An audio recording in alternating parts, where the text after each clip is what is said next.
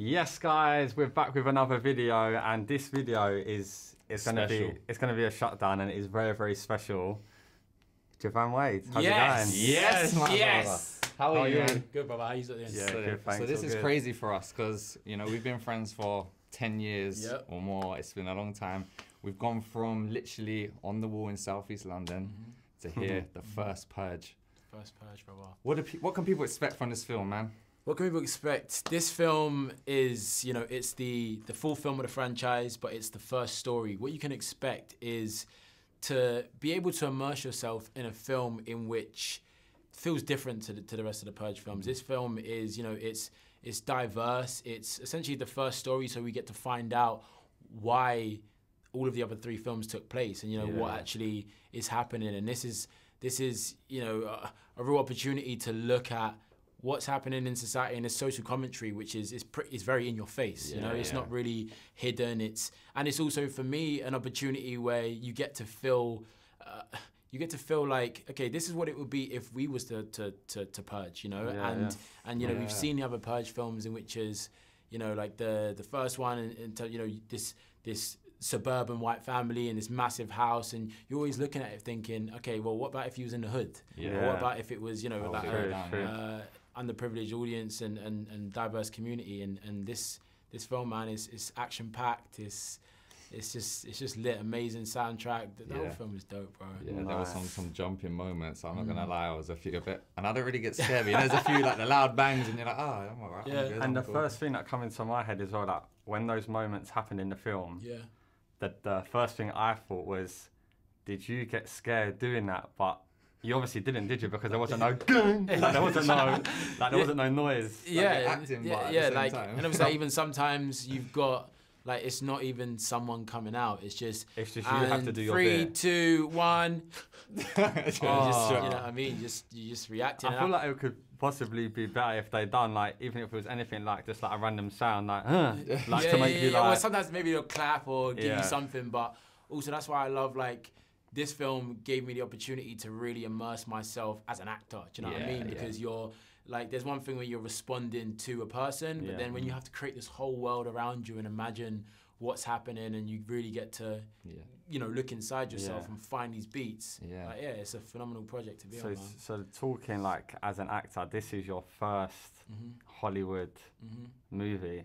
How does that actually feel? Like, I guess it's gonna be like, it will naturally feel amazing, but like, that's a big thing. Like, that's a huge thing.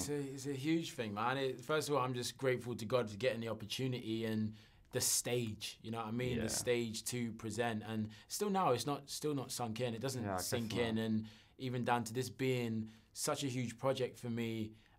Although you would think that the pressure of it is going to be like ridiculous, but although it was the biggest project, it felt like the most at ease, the most comfortable, because of the team. And Gerard, the director, was just insane at just making you feel what it was that we wanted them to feel. And the first thing he said was, this is our movie. We're going to create, yes, we've had the Purge 1, 2 and 3, but this one's we're going to make this film, and we're going to make it our own, and you have the license to do what you want to do, and we'll guide it, and we'll steer it. But yeah, man, just felt so comfortable to deliver, and I'm really looking forward to everyone seeing it, man. It's good seeing you, like, even just like the crazy sprinting, the few little stunts and things you're doing in the film. Like, it seems very like the film is obviously serious. It's got an impact to it, but behind the cameras, was there a lot of laughs, fun, any funny stories, stuff happening? It was a family. Like, everyone's just chilled. Everyone's just like, we're doing everything together. Like, you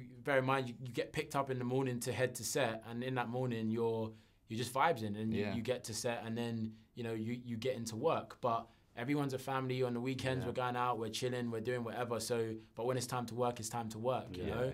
And like, the funny thing is, because I'm playing an American, and like, I've made the decision that I'm gonna stay within this accent the whole time, and for like 3 months. That's crazy.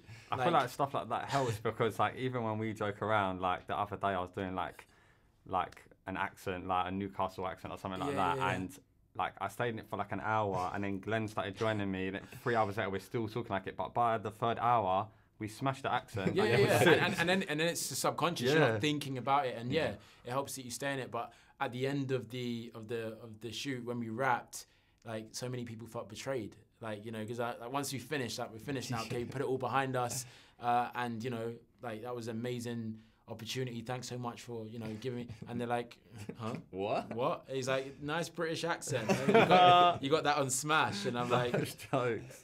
Evidently, yeah, man. But yeah, people felt betrayed, and they felt, you know, how can you do this to us? Watching the film, it felt weird for us. Yeah, I was like, oh, that American accent, yeah. And then I was like, oh, it actually sounds quite good. And then like as you went on, I was like, oh, like he's American. And then I start thinking back, like, wait, was Joivan always American? Like, trying to think, what does he sound like normally? Like, I can't remember the normal voice, but it's good that it's just that natural and stuff. Thank you, man. But with the Purge being what it is, and obviously that to happen in society today and to happen now, how do you feel that would go down? Like, do you think that would completely destroy the world? Do you think? Of course. Yeah. Like, this is a fictional. Yeah.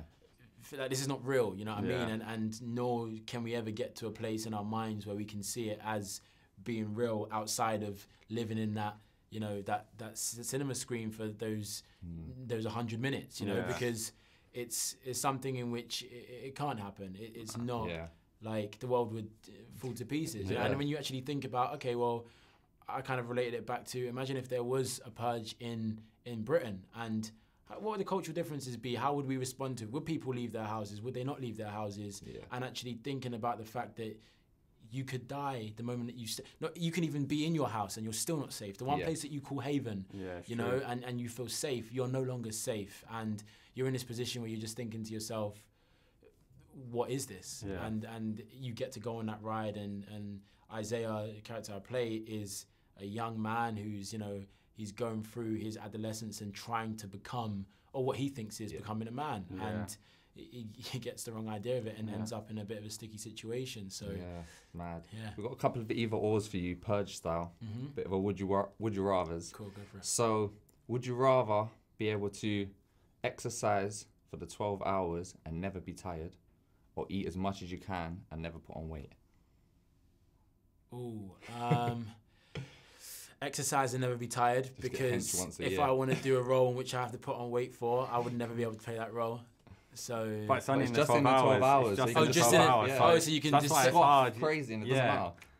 Oh, so it's basically like a cheat day, like you just eat loads of chocolate, like cookie dough, everything, and just go in, and or just hench for a day, never tired, 100%. Oh no, then it's got to be eat. It's got to be the food thing. Because you can get in the gym and try and get them up. All right. What about for the 12 hours? You can do like all the dance moves in the world, like everything. Like, you're the sickest dancer for the 12 hours, like the best in the world, or you can like cook the most amount of like dishes ever, like every dish you wanted to cook, like the hardest dish. Would you be able to do it after the 12 hours? No, it's just the 12. So as soon as the 12, so you could go to the club and just smash down a few things. Yeah, dancing, because you can only cook a certain amount of meals during that time. Yeah. But you can go to as many different places and dance. You could put them in a freezer, innit, and like defrost them like later. So you're like, oh yeah, year supply just sorted in one evening.